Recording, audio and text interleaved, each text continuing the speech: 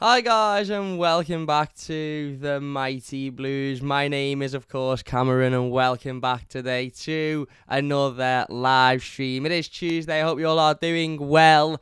Here's me thinking we'd have 3 or 4 weeks of Everton just not really doing much, maybe the odd transfer rumour here and there. I was thinking that the James Tarkowski news was about as exciting as it was going to get for Everton over the next couple of weeks or so. I thought after last summer and the season we've just had, we at least as a fan base, as a collective of Evertonians, we at least deserve 3 or 4 weeks of just not really much going on, time to chill. Every now and then we'll pick up our phone, look at the latest news and go, oh, not really much happening, is there? Put our phone back down, have another beer, have another scran and just enjoy the summer, just enjoy the few weeks off from Everton Football Club that we have a year. Last summer was absolutely hectic. The season had just ended. Carlo Ancelotti literally left. We then had a month of talking about who was going to be the new manager. We employed Rafa Benitez. We then had a season that was one that we'll never, ever, ever forget for the wrong reasons. And here's little old me thinking that we'd get a couple of weeks of just not really much going on surrounding Everton Football Club. But boy, was I wrong. Earlier on last week, we had news that Tottenham Hotspur have put an interest in it for Richarlison, and there may or may not have been talks between the players' agents and Tottenham Hotspur regarding a potential move.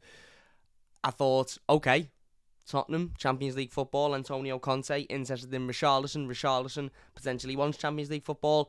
It's not that big of a surprise. And then if that wasn't enough, over the last 24 hours or so, there has been a takeover bid that has caught all of us by storm and got everybody talking, hasn't it? Matt Law from the Daily Telegraph, I believe, has been running this story quite significantly over the last 24, 48 hours or so. And Matt Law is a journalist that, again, is one of the top journalists in the country in terms of reliability. He's not the type of person to put information out there if he doesn't quite believe it. And this isn't me saying that everything he's saying is true and everything he's saying is absolutely 100% accurate, but it's not like, this information is coming from a newspaper at the back end of nowhere and it's just completely made up. Matt Law is a journalist that has got a lot of credibility behind him, and he wouldn't usually put anything out there if he didn't believe it to be the truth. And that information is surrounding a potential takeover bid for Everton Football Club.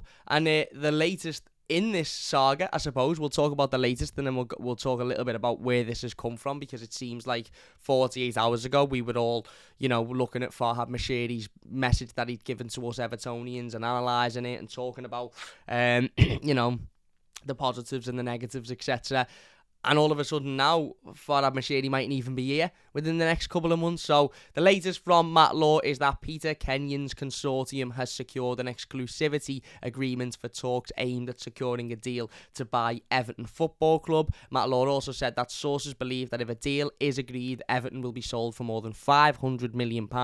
This will include Everton's debt. Any new owners of the club would have to finance the new stadium at Bramley-Moore. Now let's rewind ourselves a day or so ago when this all sort of come about. So as I said, 48 hours ago, we sat here, we done the video talking about stake, and as exciting as we got really was transfer rumours. Richarlison being linked with Tottenham, which we'll go into talking about a little bit later on in the transfer video. We of course knew that John Joe Kenny was leaving the football club. It has been announced today that he has joined Hertha Berlin. He put quite a nice heartfelt message on Instagram, basically thanking Everton and Evertonians for his time at the football club. And then all of a sudden, 23 hours ago, so not even a day ago, Matt Law of the Daily Telegraph reported that former Manchester United and Chelsea chief executive Peter Kenyon is fronting a consortium who have entered talks to attempt to buy Everton Football Club. Heads of terms have signed, and talks are described as being at a relatively early stage. Matt Law then said it is believed that Everton majority shareholder Farhad Moshiri believes that the value of Everton is in excess of £500 million when taking into account the club's debt. David Maddock of the Mirror, who again is another, I'm not going to start giving reliability sort of awards or stickers out for sources, but he's not he's not really somebody you'd look at and go, he's talking nonsense. So anyway, he then said Farhad Moshiri and his backer Alisher Usmanov are considering cutting their losses at Everton after receiving approaches to sell their stake in Everton from 4 different parties. Most progress has been made with a consortium led by Peter Kenyon. He then said there have already been several meetings between Kenyon's consortium and Moshiri, with further talks stated over a potential deal. Everton's price, however, could be a major stumbling block, with a total figure of more than 1 billion likely. The Liverpool Echo then reported earlier on today that sources close to Farhad Moshiri are refusing to rule out the possibility that he could sell Everton. Moshiri has previously said that he would be looking for investors to secure money for the new stadium. Talks with investors have turned into talks about buying Everton. So, if you're to believe what the Echo has said, and in these types of situations, whatever we think about the Echo and whether we like them or whether we don't dislike them, or whether we think that they talk nonsense when talking about other things, that aren't bits of information like this or what, they are probably the closest source to Everton Football Club as you could get. I'd say probably them and the Athletic. When the Athletic or the Echo come out and say something, it's typically information that they've been given. And now, again, I'm not saying that it's always true, and I'm not saying that it's always absolutely spot on, because the Echo have got numerous things wrong over recent years as well. But they don't really put stuff out if they don't believe it to have come from the football club. And we know there's certain people within Everton Football Club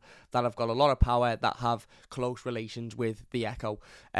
So if you were to judge by what I've just read out, and as I said, this is really mad, isn't it? Because it's literally happened over the last 24 hours or so.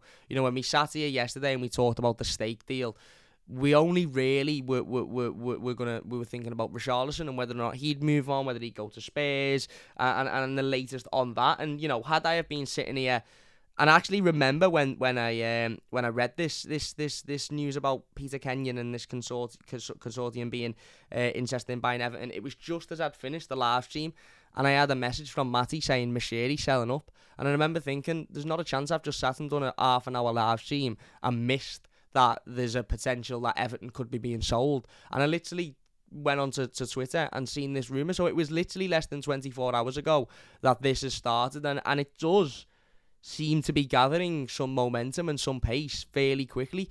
If you think about the fact that 24 hours ago we had no clue that this was a thing, and now, according to Matt Law, who was the journalist who first reported the interest from Peter Kenyon and his consortium, whoever that may be. I know a couple of people that are supposedly a part of that consortium, and again, we'll talk about the situation in a little minute. But Matt Law, who, as I said, ran with this story originally yesterday, has half an hour ago come out and said that Peter Kenyon's consortium have secured an exclusivity agreement for talks aimed at securing a deal to buy Everton Football Club. So it very much seems to be moving with some pace and some momentum fairly quickly, which is strange, really, because Everton don't really do anything quickly. And look, let's not get it twisted, this is still very, very, very early days. If, and it is a massive if, this takeover is to happen, it won't happen for a number of weeks, if not months. It mightn't even happen until through midway through next season, because these things aren't, these deals aren't deals that can be made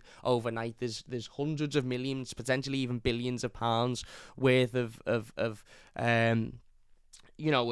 product at stake here, and hundreds of millions of pounds worth of debt as well. So there's hundreds of people that this will have to be passed through, and a lot of eyes and signatures will have to be put on dotted pieces of paper before this goes through. So we are still at relatively, we still are at a very, very early stage with this, if it even is to go through. And this isn't even, nothing's been agreed, nothing's been signed, nothing's been formalised. So it's not even like this is a deal completed and we're just waiting for the formalities, which again take months and months and months. This is just pure rumour and speculation at the moment. So if, and it still is at this point, a massive if, this is to go through, it won't go through for quite a while. So I don't think it's worth getting excited about. Now, I want to talk about the consortium, Peter Kenyon's consortium.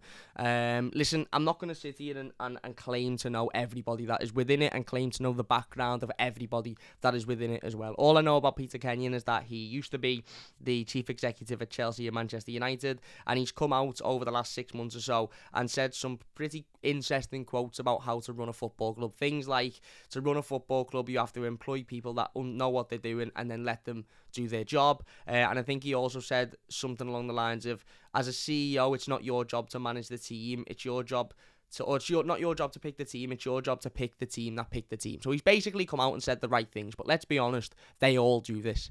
Farhad Moshiri has not come out in a statement before and said anything that has made us all go, fucking hell, he hasn't got a clue here. He says the right things. He said the right things last week when he put out a statement apologising and saying we need to be better and we need to do this and we need to do that. He says the right things. He just doesn't do the right things. What people say and what people do are two completely different things. So when I'm seeing these quotes from Peter Kenyon saying, this is what you need to do to run a successful football club, this is what you need to do, this is what a CEO should do, this is what a manager should do or whatever, I don't really take any notice of it. Because we've been here time and time again with people who are very, very, very good at talking, be it managers, be it players, be it board members, be it owners, be it chairman, very, very, very good at talking. But when it comes to actually acting and, putting your money where your mouth is effectively, they're fucking all shite. So I'm not really looking into the quotes from Peter Kenyon in January and taking them with anything other than he knows what he's talking about. He knows how to formulate a sentence and how to sound good in the media. Whether or not he knows how to act upon what he's saying is a completely different question. Now, the Chelsea situation, some people say, Jack the lad, it could be as quick. It won't be like the Chelsea situation because that was down to the government. It won't be done quick if it's done. It won't be done within the space of a week. It won't be done within the space of 2 weeks. This will be something that will have to go through Premier League approval and approval at other levels. A deal will have to be agreed. The stadium will have to be discussed. There's a lot to be discussed before this is even, is a real talking point. Now, the consortium has got a number of questionable people within it, if your rumours are to be believed. And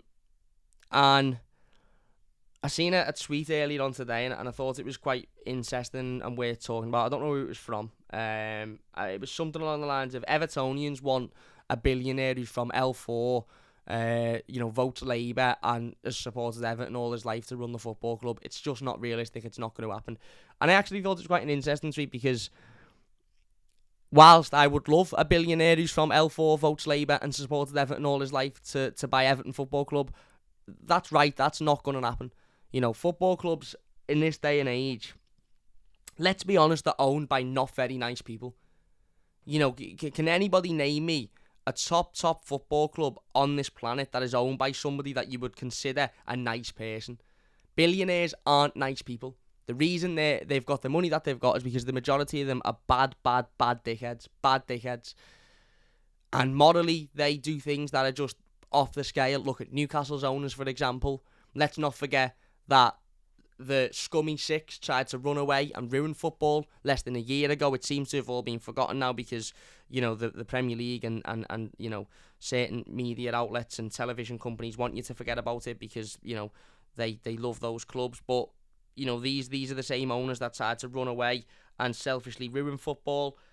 There's not many top owners in football now. Owners that are able to compete with the very best financially that are actually nice people. They just don't exist. Multi-billionaires, the majority of them are cunts.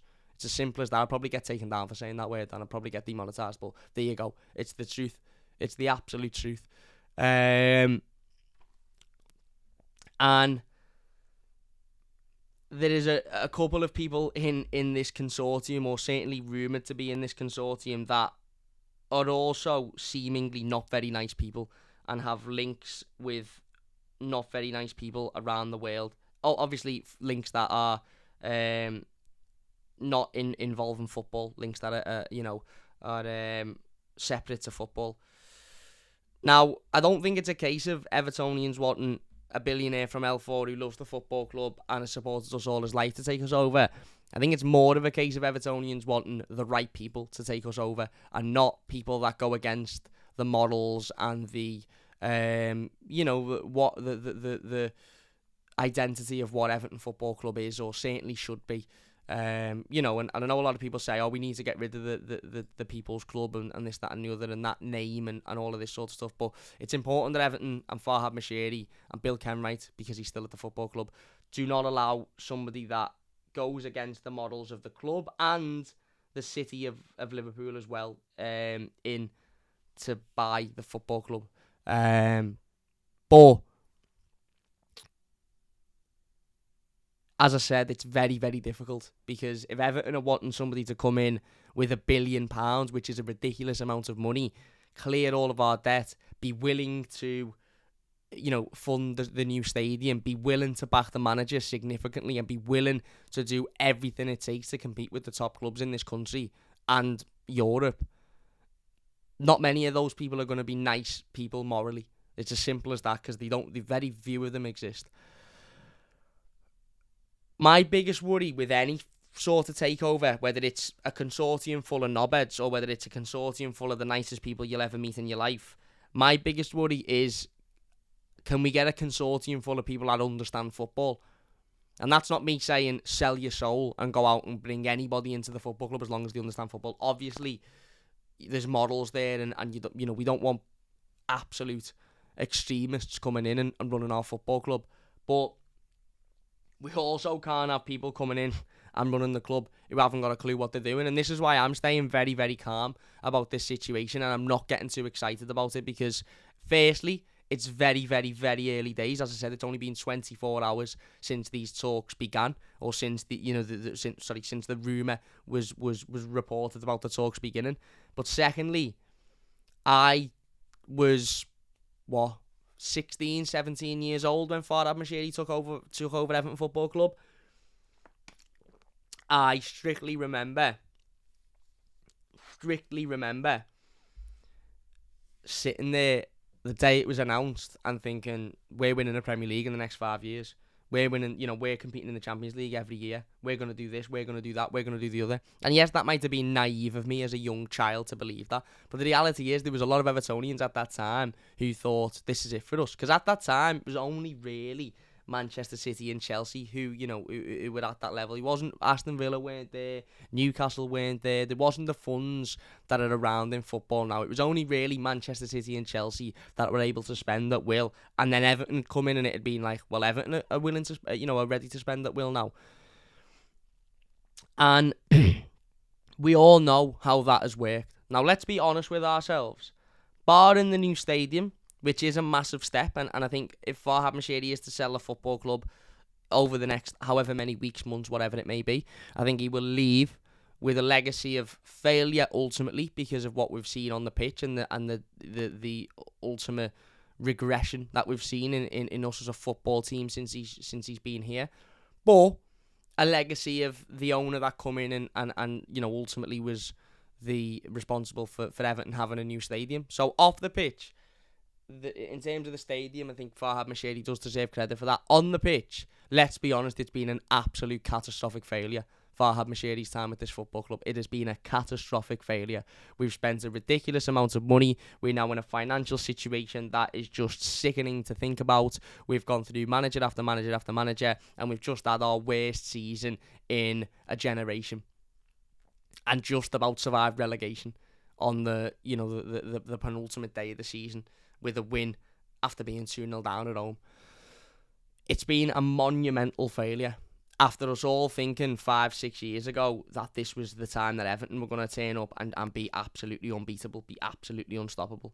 So this is why I'm not getting too excited about any potential talks of a takeover, or any potential talks of a consortium buying Everton, be it a consortium full of multi-billionaires who've got all the money in the world, be it a consortium full of dead sound scousers who've got 20 quid between them.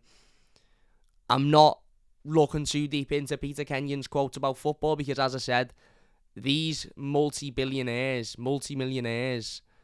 they're not going to come out and say, I think to run a successful football club, you just turn up and you basically just put a shirt on and then you hope for the best. They're not going to say that. These people are absolute top-level business people. They know what to say. They know when to say it. They know the right things to say. And But more worryingly, they know that if they're incapable of doing something or making something happen, they know how to spin it as if they are capable of doing it or making something happen. So Peter Kenyon coming out and saying, this is how you run a football club, this is what a CEO should do, this is what a manager should do, it means fuck all. Because anybody can say, I can tell you what a CEO should do. I can tell you what a manager should do. I can tell you how you should run a successful football club in this country. But A, I'm not a multi-billionaire. And B, if I was in that position, I'd probably fail.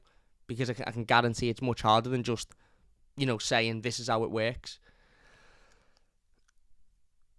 There's rumours about how much money the consortium is worth. There's some rumours saying that it's not even worth £1 billion between the lot of them. There's other rumours saying that we'd be one of the richest football clubs in the world. I mean, the comments, I think the comments on this live stream just really signify where our heads are at with it at the moment. Thomas Carter says the consortium is supposed to be worth 31 million, and literally about 4 comments up, Neil says, aren't they only worth £1 billion?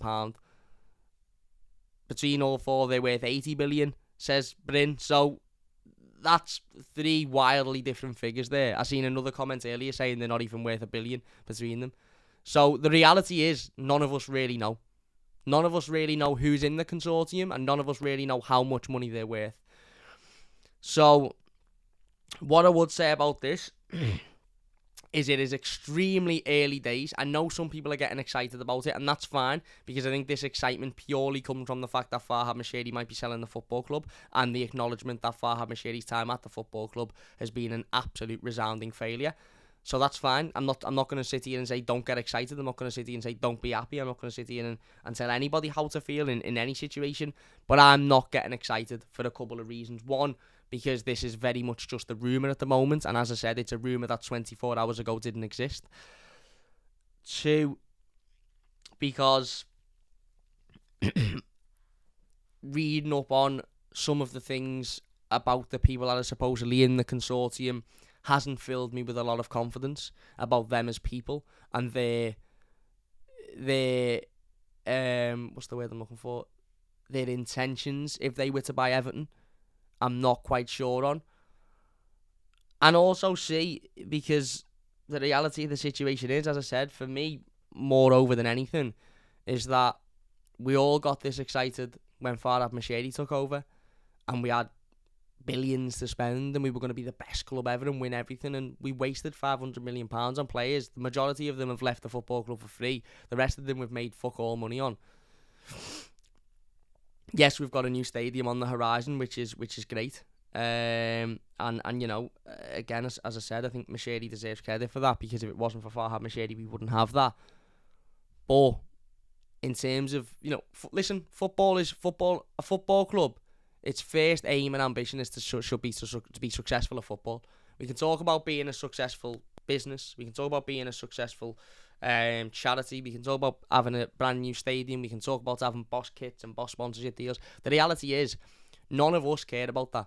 Deep down, Blue Cali, Damien, Thomas, Alex, Bryn, Wonderlust, Madness, Jack, Wormy, we don't really give a fuck about how successful we are business-wise, or how successful, or the, you know, the new stadium's great and we need that. But deep down, all as we care about is watching Everton Football Club and that team and that manager win games of football week in, week out, win trophies, battle, you know, at the top end of the league table, battle in the most prestigious competitions in Europe. Everything else is just running the business. And the reality is, Farhad Moshiri's time at this football club has been a failure, because he bought a football club, and in a footballing sense, we've failed, so he's failed. Business-wise, yes, he's built a new stadium. Yes, we might have just got the best sponsorship deal we've ever had, or the most lucrative sponsorship deal we've ever had with Stake. Sound. Means fuck all. Because on the pitch, we've regressed drastically. We've spent £500 million and we've gone backwards. So he's failed. So that's why I'm not getting too excited about this. That's why I'm not getting too over the moon. Firstly, because it's really relatively early days. Well, it's massively early days, isn't it? Secondly, because I'm not so sure on these people who are supposedly interested in buying Everton, and there is rumours that there's another couple of candidates that are separate to the consortium that are also inquiring about buying Everton as well, but they don't seem to be anywhere near as I suppose invested in it as Peter Kenyon's consortium are, as shown by Matt Law's article today saying that they've got an exclusivity deal with Everton, which is a bit mad considering 24 hours ago none of us knew about it. But for me, the reality of the situation is, as I just said before, I just want Everton Football Club to be a success. I really do. And I got so excited when Farhad Moshiri took over, and my best moments, the best I've ever felt in Farhad Moshiri's tenure as Everton majority shareholder, owner, whatever the fuck his official title is, the best I've ever felt was coming from 2-0 down to beat Crystal Palace 3-2 at Goodison and secure Premier League safety on the penultimate game of the season. That's the best I've ever felt during this fella's time at the football club. £500 million spent. 3 days ago, Cenk Tosun has just left the football club for free. We spent £20 million on him. Gylfi Sigurdsson has left the football club. Okay, different circumstance, but we spent £50 million on him. He's left for free. Theo Walcott left for fuck all. Morgan Schneiderlin left for fuck all. Yannick Bolasie. I just can't sit here and get over the moon about any new potential owner because I'm just worried that we'll see the same thing happen again. And we mightn't, and we might get new ownership and they might come in and they might be amazing. And listen, I said it 4 or 5 weeks ago before we really started to forget about this situation and just back the team. I said, for me, Farhad Moshiri's done now as Everton manager. As Everton owner. Farhad Moshiri's time at this football club is well and truly done. And he needs to sell and he needs to leave it. And I still do stick with that.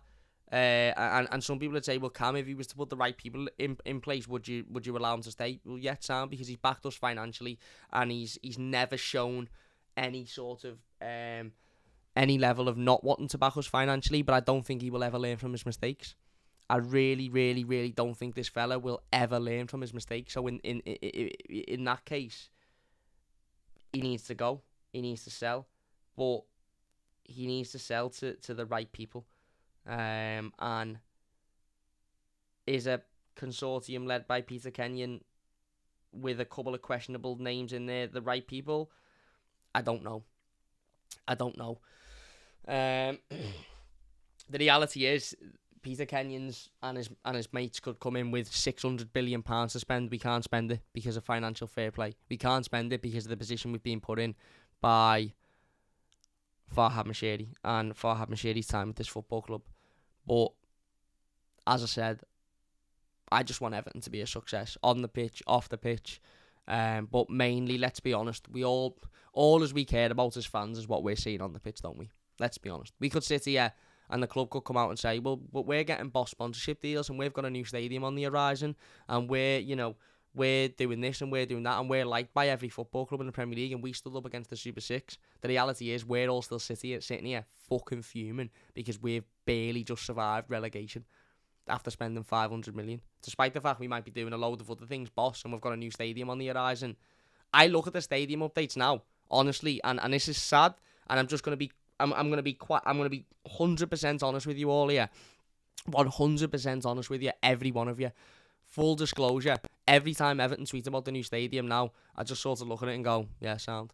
I'll tweet it out. I'll tweet the pictures out. I have no excitement. I have no, oh my God, it's coming along. I have no, oh, this is amazing. 12 months ago, Everton were tweeting, obviously not the same as what they're tweeting now because there's been significant progress, but Everton were tweeting things about the planning permission and this, that and the other, and I was so excited about it because we'd just finished the season. We had Carlo Ancelotti, we were signing, we were being linked with all of these top players, James Rodriguez, etc., etc. There was excitement running through the football club. So when you seen these stadium updates, we were all excited. Now I look at them, and there's been significant progress over the last 3-4 weeks. The club are constantly updating us, and the updates are brilliant. But I just look at them and go, I don't give a fuck. I'm honestly not arsed. I couldn't care. And that's because of the season we've just had, and that proves that all the rest of it is one thing If the football isn't right on the pitch, we as a fan base don't really give a fuck about the rest of it, because we're football fans. We're not new stadium fans. We're not boss sponsorship deal fans. We're not unbelievable efforts to stand up against the big six fans. We're football fans, and the football we're seeing at the moment isn't good enough. Stoddy says, Cam, it's not just Moshiri's Cam. No, I agree. I'm not just blaming Farhad Moshiri, of course. As I said weeks ago, the whole board needs to go for me. Moshiri, Ken Wright, Denise Barrett-Baxendale. Graham Sharp's not been there too long, so it might be a little bit harsh. And same with Kevin Thelwell to move them on. And obviously Kevin Thelwell, again, I don't think he should leave the football club. But Ken Wright, Barrett-Baxendale and Moshiri all need bouncing for me. All need bouncing. Simple as that. But yeah, it's interesting, I suppose. It's a topic of conversation. As I said, it's something that we can sit here and, I dare say, talk about pretty much every single day. As I said, it's very, very, very early days, and I'm not going to sit here and tell anybody how to feel. I'm not going to sit here and say, don't get excited. I'm not going to sit here and say, do get excited. All as I can say is that I'm not getting excited about it for a couple of different reasons, as we've just mentioned. But for me, I suppose the biggest one and the number one reason is that I got excited about the takeover 5 years ago, and I'm now absolutely destroyed with Everton Football Club because of what has happened from that takeover. So, but we'll wait and see. We'll wait and see what happens. As I said, it's still very, very, very early days. If you didn't know this information, literally 24 hours ago, we'd heard nothing. And in 24 hours, we've gone from a rumour about Peter Kenyon and a consortium being interested to buy an Everton to Peter Kenyon's consortium, according to Matt Law, securing an exclusivity agreement for talks aimed at securing a deal to buy Everton. And if you believe what the Echo said, these talks all stemmed from Peter Kenyon and a consortium coming together and effectively approaching Farhad Moshiri to be an investor for the new stadium. And I almost read it as if they've turned up and gone, right, we wouldn't mind being an investor for the new stadium. And somebody at Everton or Farhad Moshiri's gone, well, why don't you just buy the club? And they've all sort of gone, actually, do you know what? That's not half a bad shout. We'll buy the club. So, yeah, listen, we'll wait and see. We've got very little information on it at the moment. And as I said, there'll be a lot of excitement, and there'll be a lot of talk, and there'll be a lot of, there'll be a lot of discussion about it. And there'll be a lot of discussion on this channel. We'll probably be sitting here another 2 or 3 times this week talking about it. But at the moment, it's still very, very, very early days. And when we hear the latest, we'll be live, and we'll be discussing it as well. By the way, if you are enjoying, please hit that like button. There's 140 odd people watching, only 33 likes. If you could get the likes up, that would be amazing. If you are new to the channel, please do subscribe as well. We are, I think, 200 subscribers away from 7,000, is it now? 6,000? 7,000? 7,000, I believe. So that is just unbelievable. So if we could hit that subscribe button, that would be amazing. We've also got, coming up, over the next couple of weeks ago, just before I go to America, we've got quite a pretty big announcement on the channel. Quite a drastic change on the channel as well. Nothing to do with me, nothing to do with the content, nothing to do with the frequency of the content. Just quite a big change coming to the channel. So look out for that one. It will. I think it's going to propel us to new levels personally, but we'll wait and see on that one. Let's get into some of the live comments then before we move on to talking about some transfer rumours. How's it going? Cam says, same old Everton, I'm not too bad, mate. Hope you're doing well. Andy says, evening, my mate. What's happening, Andy? Jack the lad says, yes, lad. Everton season 145 is wilding out even in the first episode. It always does, mate. We're a never-ending Netflix series, aren't we? Never, ever ending Netflix series. The last season was in terms of pure television show entertainment, that was Oscar worthy. That last season, everything that went on was Oscar worthy, and this one looks like it's picking up where it left off, doesn't it? All at the expense of us. Jason says, hi Cam, hi everybody up at Sophies. What's happening, Jason? Hope you're doing well, my mate. Afternoon says Phil. Blue Cali says, hi Cam, hi everyone. Yes. Wanderer says, Levi is mugging us off unless he's offering north of 80 million, but a Champions League team makes sense on the whole for Richie. Yeah, you can see why it's there's an attraction there from Richarlison in regards to Spurs, because they are in the Champions League and ultimately managed by Antonio Conte, who's a wonderful manager as well, and I'm sure somebody Richarlison would like to work with. I'm absolutely sweating, by the way. I need to get myself a fan because it's about 700 degrees in this room and I've got no fan, so I'm sweating my you-know-what off. Kanazukan says, I hope this takeover happens. Eugene says, Kenyan Consortium given exclusivity. Yeah, I hope if a takeover happens, but John Thornton, says Wonderlust. Exactly, you know, another name who, let's be honest, isn't the best person you want at your football club. Yeah. Well, I don't know. The Esk seems to think under John Thornton, Everton would be an entirely different proposition, would be ruthless professionally, and have a global perspective. So, listen, who knows? Who knows? I'm not advocating what the Esk has said, by the way. Can't wait for next season, says Goodison Gang. We should do the Flair thing for the first game too, but just for the first game. We'll wait and see if that happens. Damien says, alright Cam, is this a good thing if it happens, or a bad thing? Hearing different things about Kenyon. Same here, mate, to be honest. It's a bad thing until Everton are a ruthless football club that are competing for trophies and financially are in a good situation, are attracting great players, and we're all going the game absolutely made up. Until then, it's not a good thing, is it? Because the current owner, as I said, for me, has failed. Haydex says, I would love an Everton all or nothing. If Everton had an all or nothing, they could charge, is it Netflix, is it Amazon, whoever it is, they could charge about £100 per episode and people would watch it because of the entertainment value. Austin says, which matches are you going to in the States? I'm going to both of them, mate. Minnesota and Arsenal. I'm going with the Toffee TV lads. There's 5 of us going. We're all going. Anyway, let's get on to some of the latest transfer rumours then, because that is originally what we were going to sit here and talk about today, and then all of a sudden, takeover bid, which just, let's be honest, come out of absolutely nowhere, didn't it, really? Nobody expected us to be sitting here talking about the takeover bid. Let's talk about Richarlison, because he is the biggest talking point, I suppose, when we're talking about transfers.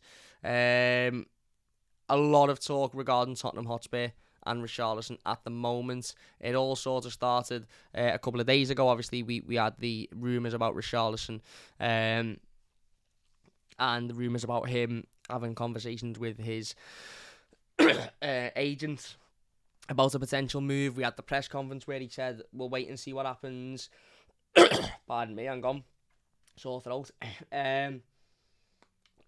We've just had a couple of things over the last 2 weeks or so that have pointed towards a potential exit for Richarlison. And the Tottenham news really started a couple of days ago, and it started from David Ornstein, really. And he stated that Tottenham are interested in signing Richarlison. No bid yet. Will only do it at the right price and have other options. Everton want more than the reported €60 million, but needs for funds likely to reduce the fee. And some close to Everton think the move will happen. So that was David Ornstein, who, of course, working for The Athletic. Very reliable source when it comes to transfer information and transfer news. Paul Joyce then reported that Tottenham are preparing to step up their interest in Richarlison. Spurs are aware that the Brazilian has told Everton he wants Champions League football. Spurs believe he may cost around $50 million. However, Everton would demand a higher fee. Matt Law, who we just talked about in regards to the potential takeover, he reported that Everton are determined to not allow Richarlison to leave the club for below what they believe to be the market value. Everton value Richarlison well over the $50 million touted. Spurs are currently the only club to express an interest in the Brazilian so far. Matt Law then said Everton's interest in Tottenham midfielder Harry Winks could provide room for negotiable over a deal that sees Winks and Richarlison move in opposite directions, either in the same transfer or different deals. We'll talk about that in a second.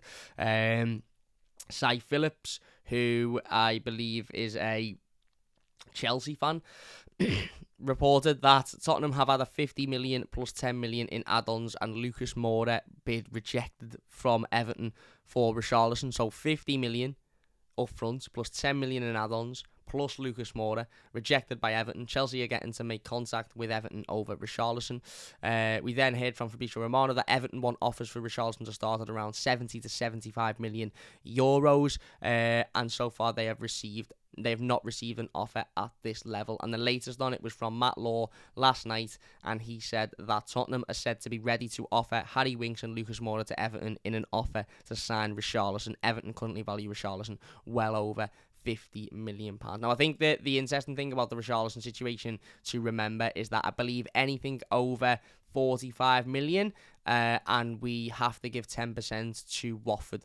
So people saying £50 million, it wouldn't actually be £50 million, it would be £45 million, which would be ultimately less than what we signed them for, I believe, because Watford have got a clause that sees them earn 10% from the deal if it's over £45 million, I believe. Yeah, this has pretty much come out of nowhere, hasn't it, really? This Richarlison to Tottenham stuff. I can't say I'm surprised, to be honest with you. I can't say I'm surprised. After we had the rumour last week about Richarlison, potentially talking to his agent about being open to a move and wanting Champions League football, and after, obviously, the press conference that he did for Brazil, in which he, ultimately basically come out and said, I don't really know what's going on, we'll wait and see. There was always going to be rumours, there was always going to be teams that expressed an interest in him, and there was always going to be these teams that were ready to sort of prod at Everton and see where Everton's valuation was and whether or not they could meet that for the Brazilian. It's mad, the Tottenham one, isn't it, really? Because 4 years ago, you would have sat here and said Tottenham and Everton are very similar clubs in very similar positions. Mid-table, pushing for Europe, not really been successful in recent years, and a lot of people would have described Tottenham as a sideward step, if you like, to a move to Everton. Now, obviously, I think it's very, very different. I seen somebody tweet the other day that a move for Richarlison to Tottenham would be a sideward step, and I think that is a little bit harsh on a Spurs team that ultimately have just got Champions League football, which is massive for them, and obviously a much bigger achievement than what Everton managed to achieve this season, which was barely surviving relegation. They've got a new manager in Antonio Conte, who is one of the best managers in the world. He has transformed them in the short amount of time that he's been there, from a team that looked like another season of mediocrity and not really doing much, to a team that ultimately finished in the Champions League places. They've still got 2 or 3 genuine world-class players there that are capable of beating any team on their day. So I don't think a move to Tottenham is a sideward step. I think 4 or 5 years ago, yes, it would have been a sideward step. But now it's not. Tottenham are in a much more comfortable and a much better position than Everton are ultimately. And ultimately, I think the biggest difference, and I think the biggest sort of negotiation point between Tottenham and Richarlison himself as a player, is that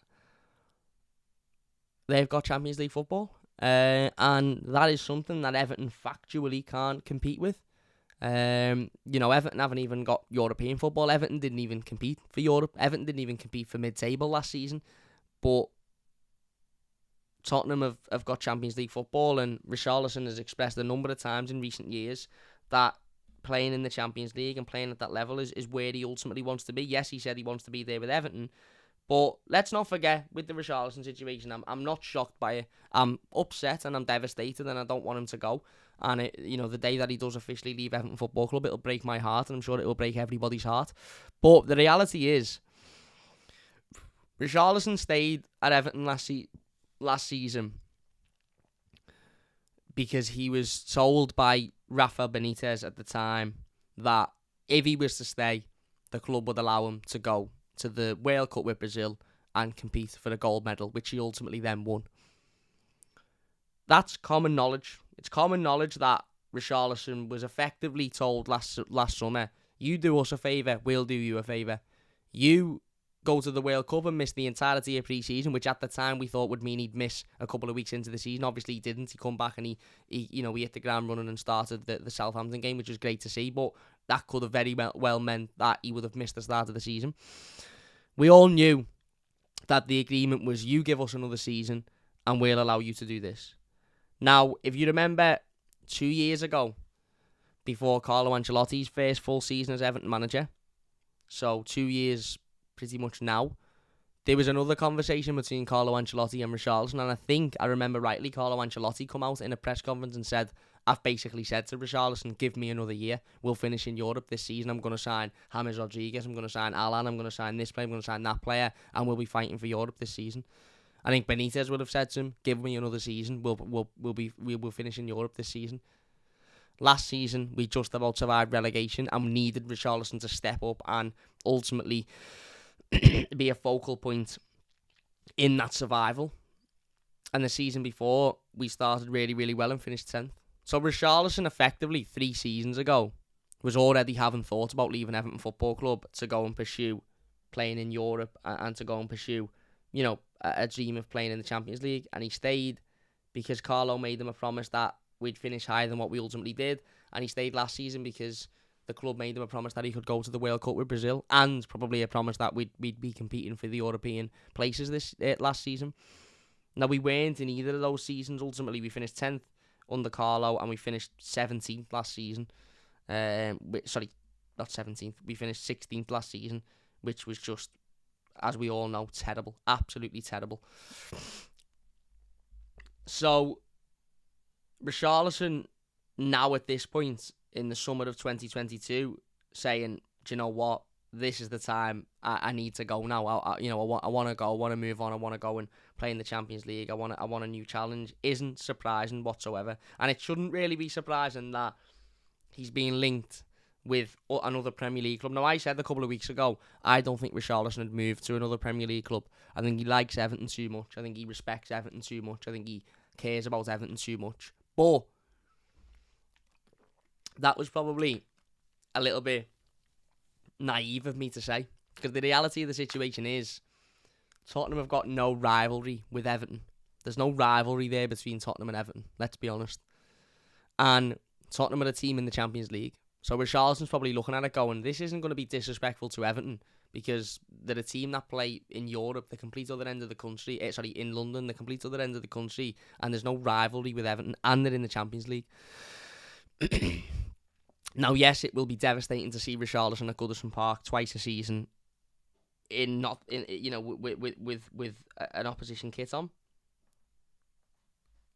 But I suppose that is what it is, really. Maybe Richarlison is looking, thinking, well, do you know what? I'd love to go and play at PSG or Real Madrid or a club like that, but neither of those clubs are interested in me. And if Tottenham are interested in me, they're playing in the Champions League. They've not really got a rivalry with Everton. They play in London, so I'll be able to live in the capital for a few years at least. And I'll get my opportunity to play in the Champions League, which is obviously what he wants. So it's not really a big surprise that he's open to the move. It just seems like it's a big surprise because we didn't think it would be Tottenham. I personally thought it would be PSG. And I still have me suspicions that it will be somebody like a PSG who ultimately sign him, because I don't think Tottenham will be able to match Everton's valuation for Richarlison, which, by the way, is completely understandable and completely just Everton's valuation.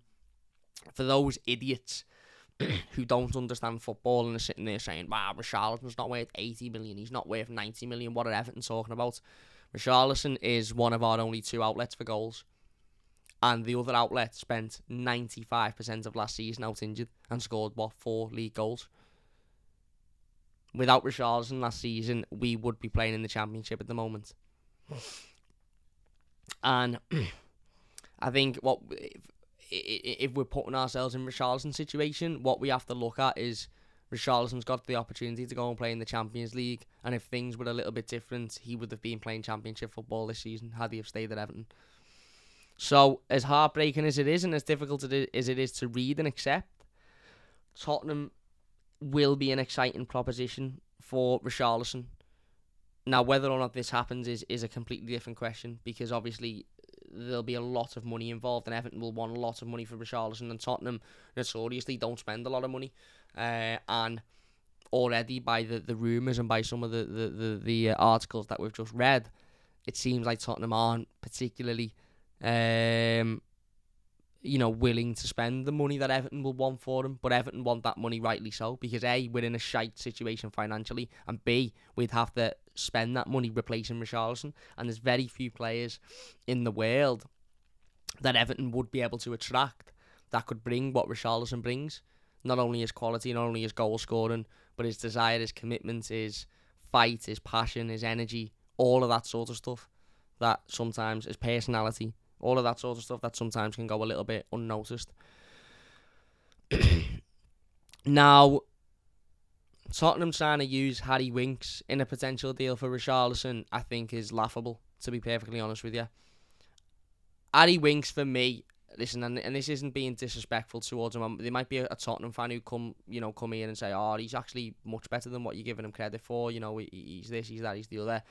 I'm not really interested in hearing it, to be perfectly honest with you. Harry Winks, for me, has got Tom Cleverley written all over it. And by that, I mean a player that will come into Everton, or Fabian Delph written all over it. A player that will come into Everton, probably sign a 3-year deal, will be on upwards of £100,000 a week, because that's what he will want, because of where he's been previously at Tottenham. Will probably do fuck all for 3 years, and then will ultimately leave for a free. If Harry Winks is to sign for Everton, that is how I expect his Everton career to pan out. He might have 1 or 2 good games in between. He might come in and for the first 5-6 games look really good, and we'll all be sitting here going, "Oh my God, what an unbelievable signing." But in reality, it will tail off, and he will ultimately be a waste of money and a waste of time. That is just how I feel about it. And now I might be wrong, and I'm happy to sit here in 3 years' time if we sign Harry Winks this summer and say, what a signing that is. He's been unbelievable for Everton. Unbelievable. Hopefully like a Gareth Barry type signing. But I'm sorry, I just don't see it happening. I see another Tom Cleverley. I see another Fabian Delph. I see another Andre Gomez. A player that comes in, looks alright for a bit, and then ultimately is just absolutely shite and a waste of time for the rest of his time at the football club. And if Everton allow Harry Winks to be used in any negotiation for Richarlison, then I'll just be baffled, to be perfectly honest with you, because there's not a chance that Everton can allow Tottenham to give us a player that A, doesn't play in the same position, and B, isn't very good anyway, in a negotiation deal for our best player, or one of our best players. So Harry Winks for me is I wouldn't sign him anyway, regardless of the Richarlison situation. We probably will sign him, because let's be honest, he's got Everton signing written all over him. And if we do sign him, I'll get behind him. I'll back him. I'll support him. But I'm not gonna lie. I'll tell you how it is now, and I'm being brutally honest. I don't think it'll work. I really, really don't think it'll work. Lucas Moura is an interesting one.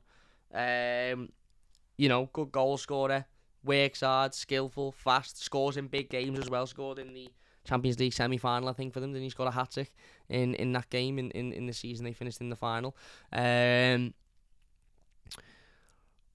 Whether or not he's the replacement for Richarlison, I question.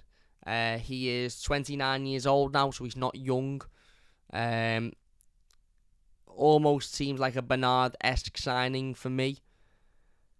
Consistency. He scored 2 goals in 34 games last season as a wide player, which isn't very impressive, considering 34 games is quite a lot. Scored 2 in 4 Carabao Cup games, 5 in 13 Europa League games.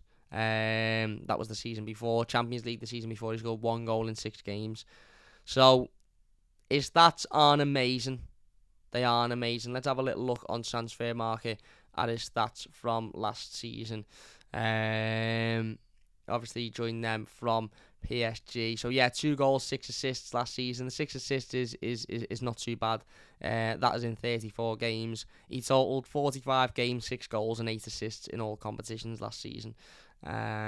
So, probably not too dissimilar to what Richarlison's numbers were, to be perfectly honest with you. But he's 29 years old.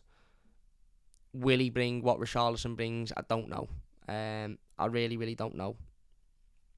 I think there's a couple of players that, put it this way, if we were to get Lucas Moura from Tottenham in a deal that involved Richarlison, if it was to happen, I would want us to go out and spend the majority of the money that we'd sold Richarlison for on a Richarlison replacement. I wouldn't want Lucas Moura to be the Richarlison replacement. I wouldn't. There's another couple of players at Tottenham who are being touted. I know Steven Bergwijn's name was thrown out there. I don't think he'll stay in the Premier League. I think he'll go back to the Netherlands, if I'm being honest with you. But yeah, the reality is this seems to be this seems to be hotting up at the moment, the Richarlison rumours. And it seems more and more likely that he won't be an Everton player come the end of this transfer window. Whether or not he'll be a Tottenham player, I'm sure we will see. There's a lot of rumours about a managerial change at PSG as well, so maybe that'll have some indication or some difference in what happens with that. But yeah, I'm devastated. I'm heartbroken if he is to leave. And I'll obviously be devastated if he is to go to Tottenham, because it means we'll face him twice next season. At least twice next season. And he won't be in an Everton kit. But Champions League football, Antonio Conte, chance to play next to Son, Kane, play in the capital. Are any of us really surprised that this is a move he would entertain? And this is all just rumours, as I said. It's all just rumours at the moment. At the moment, as it stands, Everton haven't received a bid from Tottenham, apparently.